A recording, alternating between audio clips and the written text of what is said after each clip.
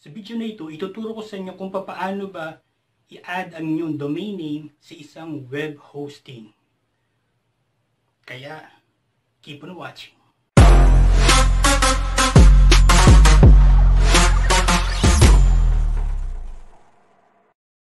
Hello everyone, Herbert Flores here from herbertflores.net, helping you how to start and how to have a profitable online business. Make sure to subscribe and hit the bell icon to notify on my next video. And also, don't forget to check all the links below on the description. So right now, ituturo ko sa inyo kung paano ba i-add ang isang domain name sa isang web hosting.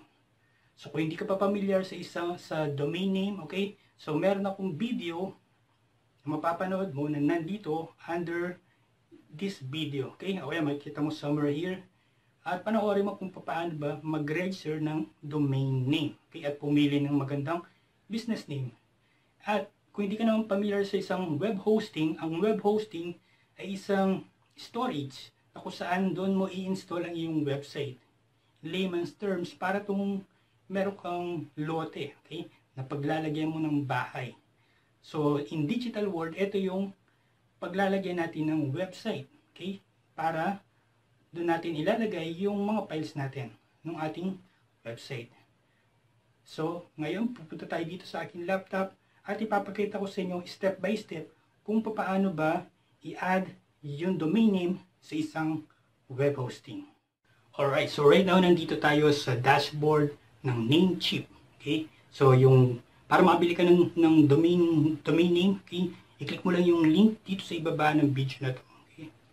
And then, pwede ka na mag-search kung anong gusto mong pangalan para doon sa website mo or sa iyong online store. Okay, so nandito tayo sa dashboard. So, ang step 1 na gagawin mo ay, so dahil nakabili na tayo ng domain, so i-click lang natin itong manage doon sa domain na nabili natin. So, once na na-click mo yan, yan. So, meron ka ditong makikitang dito sa bandang name servers. So, papalitan mo itong Namecheap Basic DNS. So, papalitan natin ito ng Custom DNS. So, dun sa email mo, once na ikaw ay nagabil ng isang web hosting, makikita mo dun sa email nila. Okay? So, welcome email. So, dahil ang gamit namin ay inter-server web hosting,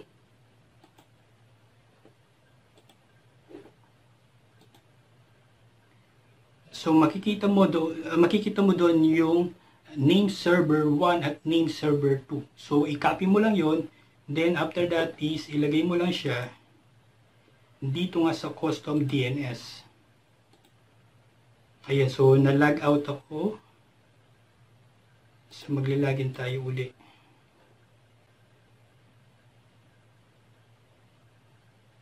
Okay, so dito sa yung web hosting, so pwede mo ngayong makuha yung DNS. Okay, so punta ka lang dito sa may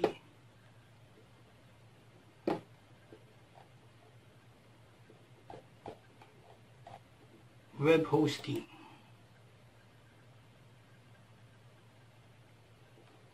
Yan, and then i-click mo lang itong gear.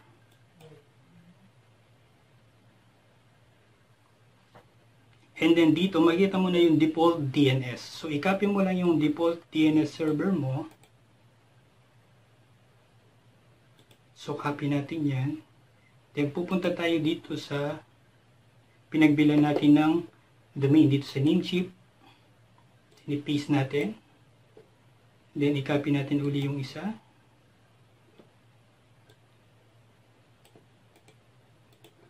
At ipipaste natin ngayon dito yung isang name server 2. Ayan, then click lang natin itong check para ma-save.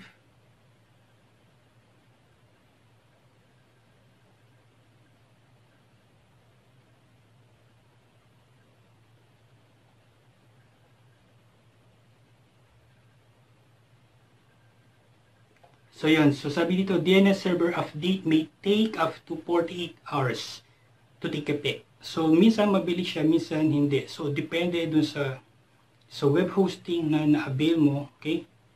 But, dito, actually, within 30 minutes lang or within a minute, so pwede mo na siyang magamit yung domain mo. So ngayon, so na-add na natin dito sa ating Namecheap, sa ating domain, yung ating DNS. So babalik tayo ngayon dito sa ating web hosting. So maglalagin tayo sa cPanel. So nandito na tayo sa loob ng cPanel. So ngayon, gagawin natin is, pupunta tayo dito sa domains. Under the domains, makikita mo dyan yung add domains. Okay, so i-click lang natin yung add domains.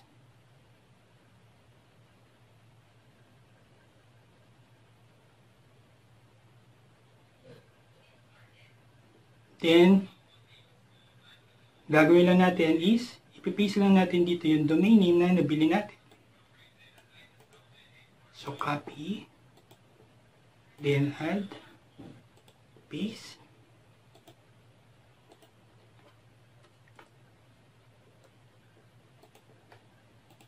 Ayan. So, kailangan nakasagad siya dun sa gilid, okay? Dun sa box. Then, after that, i-click mo lang yung add domain.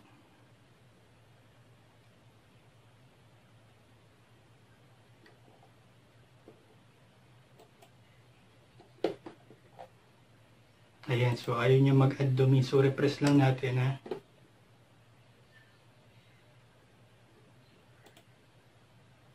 So kailangan lagyan natin siya ng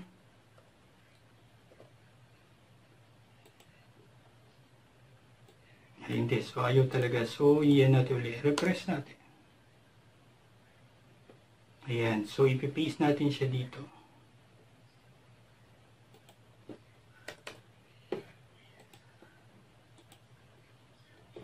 Then, after that, click lang natin yung add domain. Ayan. So, minsan ayaw niya yung pinipaste. Okay? So, i-type na lang natin.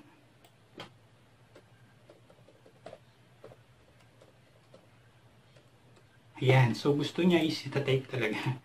Okay, so yun. Then, after that, click lang natin yung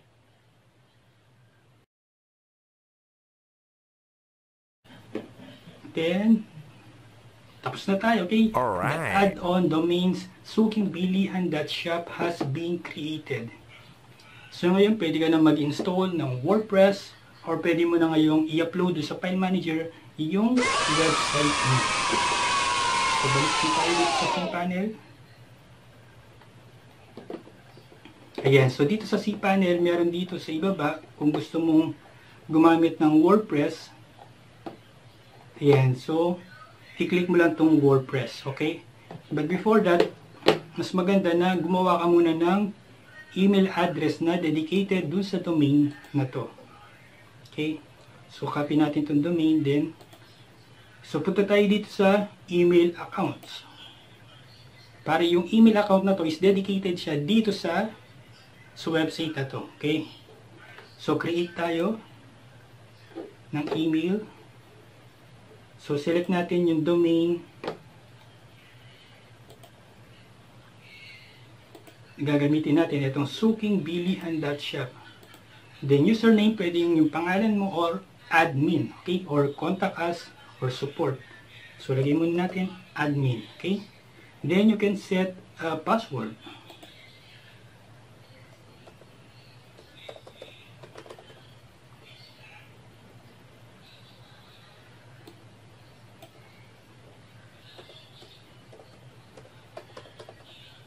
Ayan.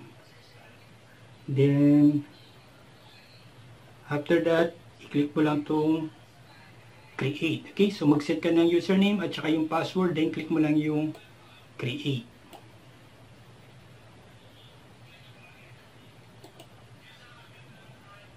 Or pwede ka mag-generate ng password din dito. So, pwede mong gamitin yun.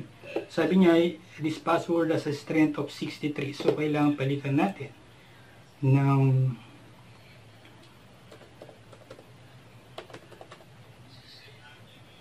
ayan. So, medyo kailangan natin is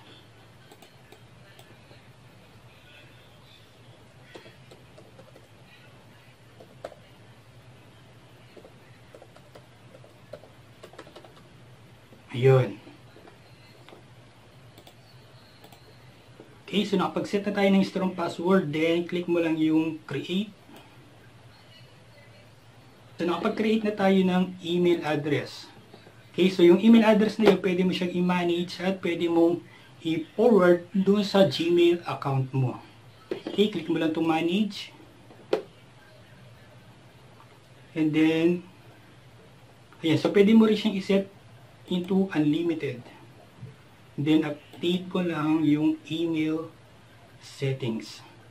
So, meron ka ng naka-add na yung domain mo dun sa web hosting mo at nakagawa na rin tayo ng email address para dun sa website na yan. So, you can create email. So, depende dun sa features ng web hosting na inabil mo.